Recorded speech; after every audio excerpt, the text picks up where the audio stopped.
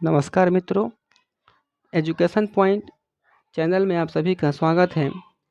आज हम फिर से क्लास 10 इंग्लिश की एक और पोयम का हम अध्ययन करेंगे जिसका नाम है एनिमल्स और उसके कवि हैं वाल्ट विटमैन। तो इस लेसन को शुरू करने से पहले मैं आपसे एक छोटा सा वादा करता हूँ कि जब ये वीडियो कंप्लीट होगा तो आपके लिए बिल्कुल धुआं होने वाला है, क्योंकि हम लोग हर चीज़ को बिल्कुल बारीकी से, बिल्कुल आसान से आसान शब्दों में समझने का प्रयास करेंगे और उसको बिल्कुल हम लोग हर चीज़ को तोड़ तोड़ करके पढ़ेंगे और आसानी से उस चीज़ को हम लोग समझने का प्रयास करेंगे। तो मैं इस लेसन को शुरू करने से पहले मैं आपको बता दूं कि जो इस लेसन के कवि हैं वाल्ट विटमैन, उनका यह मानना है कि हम सारे मनुष्यों को जानवरों से कुछ ना कुछ सीखना चाहिए। जैसे कि जो जानवर होते हैं वह बहुत शांत होते हैं, उनको किसी प्रकार का लोभ लालच नहीं होता। यानी वो जानवर जो किसी दूसरे इंसान से तुलना नहीं करते और कभी अपनी अवस्था के बारे में, अपनी कंडीशन के बारे में सोच करके कभी रोते नहीं हैं और ना ही अपने पापों को याद करते हैं और न ही अपने पापों के लिए रोते हैं। यानी जो इस पाठ के कवि हैं उनका यह मानना है कि हमें जानवरों से बहुत कुछ सीखना चाहिए। जो कवि हैं उन्होंने अपने सारे भावनाओं को इस लेसन में, इस अध्याय में व्यक्त किया है। तो चलिए हम लोग देर न करते हुए इस लेसन को शुरू करते हैं और इस पाठ को पढ़ते हैं।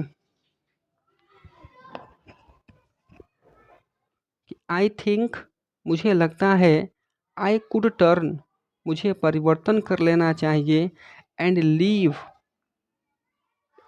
लीव का मतलब होता है कि रहना, और रहना चाहिए विथ एनिमल्स, जानवरों के साथ। आई थिंक, मुझे लगता है, आई कुड टर्न, मुझे परिवर्तन कर लेना चाहिए, एंड लिव विथ एनिमल्स, और पशुओं के साथ रहना चाहिए। दे का मतलब होता है वे। जो यहाँ पर दे लिखा गया ना, ये जानवरों के लिए है कि दे माने वे जानवर, आर माने होते हैं सो प्लेसिड, प्लेसिड का मतलब होता है शांत, वे बहुत शांत होते हैं। एंड माने और, सेल्फ कॉन्टेंड, सेल्फ कॉन्टेंड का मतलब होता है संयमी होते हैं। संयमी का मतलब होता है कि उनके अंदर, उनके किसी प्रकार का लोभ लालच नहीं होता। वही दिया गया है कि दे आर सो प्लेसिड, वे शांत होते हैं, एंड सेल्फ कॉन्टेंड, और संयमी होते हैं। आई स्टैंड, आई स्टैंड का मतलब होता है कि मैं खड़े हो करके, एंड लुक, और देखता हूँ, एट देम का मतलब होता है कि उनको। आई स्टैंड, मैं खड़े होकर, एंड लुक एट देम, उन्हें देखता रहता हूँ, लॉन्ग एंड लॉन्ग, बहुत समय तक। लॉन्ग एंड लॉन्ग का मतलब होता है बहुत समय तक। तो I stand and look at them long and long, मैं खड़े हो करके उन्हें बहुत समय तक देखता रहता हूँ। फिर से हम इसको एक बार पढ़ लेते हैं कि I think, I could turn, मुझे लगता है, मुझे लगता है कि मुझे परिवर्तन कर लेना चाहिए, एंड लिव विथ एनिमल्स, और पशुओं के साथ रहना चाहिए। They are so placid and self content, they mean वे बहुत शांत होते हैं और संयमी होते हैं। आई स्टैंड, मैं खड़े होकर के, एंड लुक एट देम, और उन्हें देखता रहता हूँ। मैं खड़े होकर उन्हें देखता रहता हूँ, लॉन्ग एंड लॉन्ग, बहुत समय तक। मैं खड़े होकर के उन्हें बहुत समय तक देखता रहता हूँ। अगले पैराग्राफ को आप समझते हैं, ध्यान से हर चीज़ को आप समझिएगा। कि लिखा गया है कि दे डू नॉट का मतलब होता है कि वे नहीं होते या उनको नहीं होती। दे माने इन जानवरों के लिए लिखा गया है, यानी उन जानवरों को नहीं होती sweet and wine. Sweet and wine का मतलब होता है चिंता, यानी उन्हें चिंता नहीं होती अबाउट देयर कंडीशन, अपने अवस्था के बारे में, अपनी हालात के बारे में। They do not sweat and whine, वे या उनको चिंता नहीं होती अबाउट देयर कंडीशन, अपने हालातों के बारे में। तो आप इसको इस तरीके से कहेंगे कि they do not sweat and whine about their condition, यानी उन जानवरों को अपनी हालातों के बारे में चिंता नहीं होती। दे do not lie, they do not लाई का मतलब होता है कि वे नहीं पड़े रहते हैं अवेक मन जागते हुए, इन द डार्क मीन्स अंधेरे में। वे अंधेरे में जागते हुए पड़े नहीं रहते। एंड वीप, वीप का मतलब होता है रोना, और रोते नहीं फॉर देयर सिंस, सिंस का मतलब होता है पाप, अपने पापों के प्रति या अपने पापों के लिए। वे अंधेरे में जागते हुए पड़े नहीं रहते और अपने पापों के लिए रोते नहीं हैं। They do not make me sick, sick का मतलब होता है कि परेशान करना। मी माने मुझे, मेक मी सिक का मतलब होता है कि मुझे परेशान नहीं करते। They do not make me sick, वे मुझे परेशान नहीं करते। डिस्कसिंग, डिस्कसिंग का मतलब होता है कि विचार विमर्श करते हुए। देयर ड्यूटी, देयर ड्यूटी का मतलब होता है कि अपने कर्तव्यों के बारे में। टू गॉड, ईश्वर के प्रति, वे ईश्वर के प्रति अपने कर्तव्यों के बारे में विचार विमर्श नहीं करते और मुझे परेशान नहीं करते। इसको फिर से समझिए आप लोग कि they do not make me sick, वे मुझे परेशान नहीं करते। Discussing their duty to God, ईश्वर के प्रति अपने कर्तव्यों के बारे में विचार विमर्श करते हुए, यानी वे ईश्वर के प्रति अपने कर्तव्यों के बारे में विचार विमर्श करते हुए वे मुझे परेशान नहीं करते।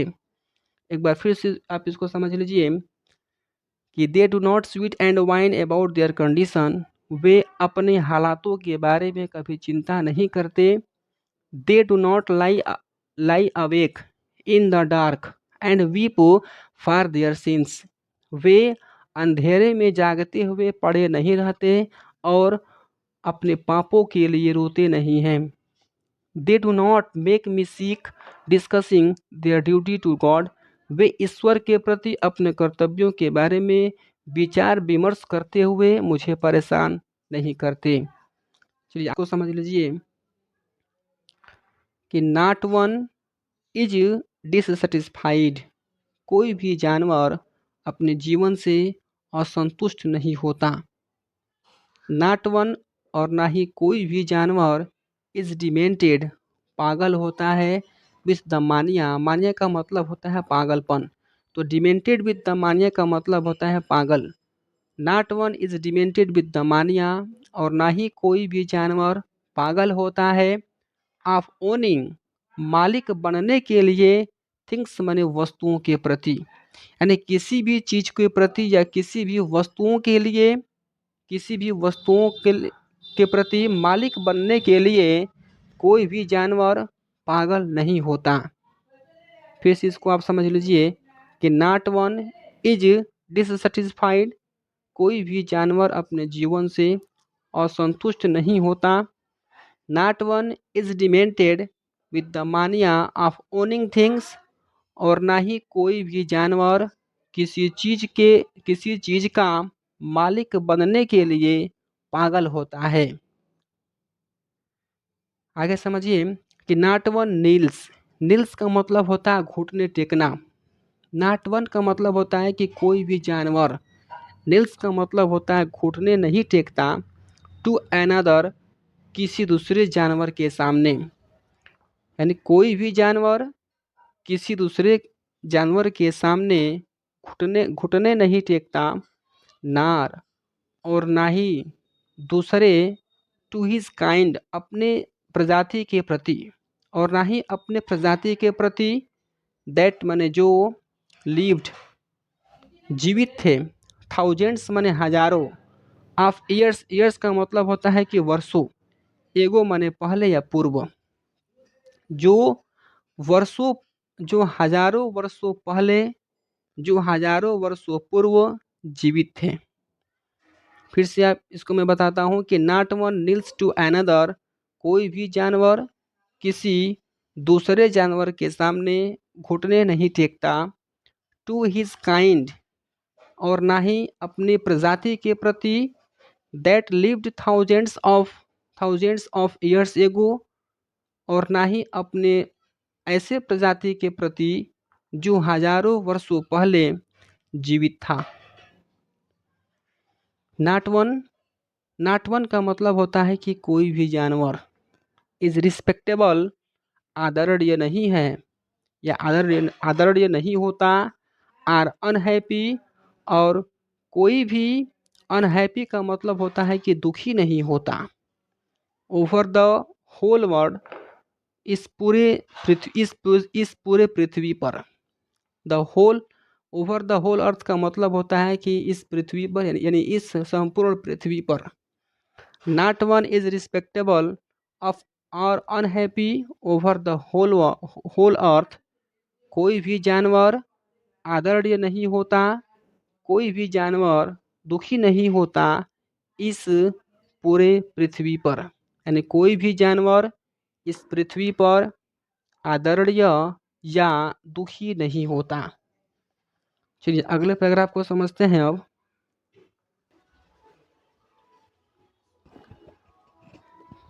देखिए लिखा गया है कि सो दे का मतलब होता है कि वे सो प्रदर्शित करते हैं देयर रिलेशंस, अपने प्रेम को, टू मी, इंसानों के प्रति।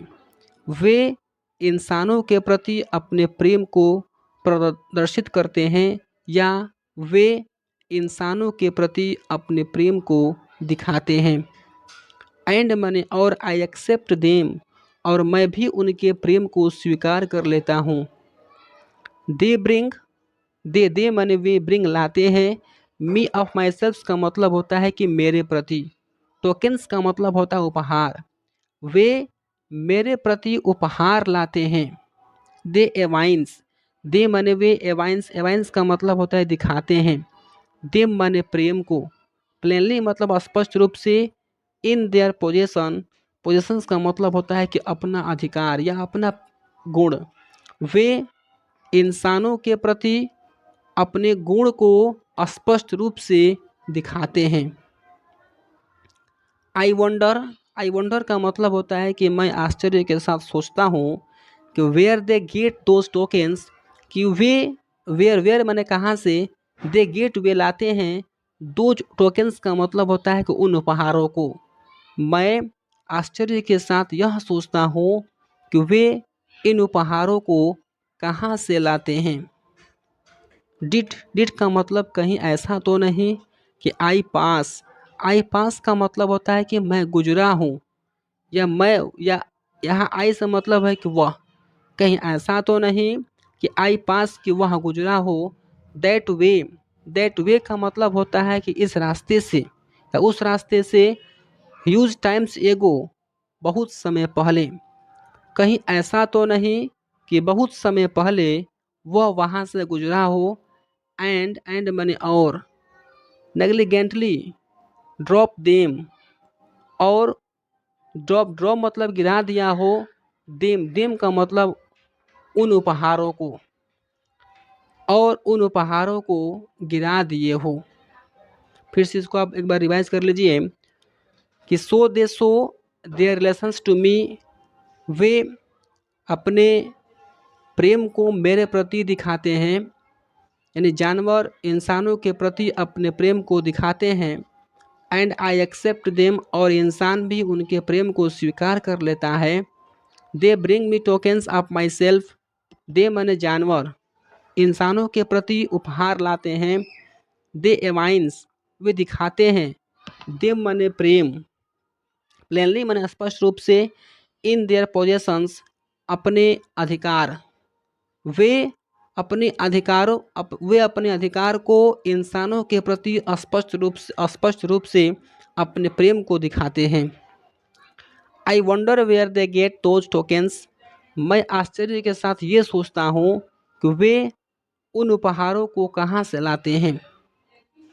Did I pass that way huge times एगो, कहीं ऐसा तो नहीं कि बहुत समय पहले मैं इस रास्ते से गुजरा हूँ एंड मैंने और नेग्लिजेंटली ड्रॉप देम और उन उपहारों को गिरा दिया हूँ।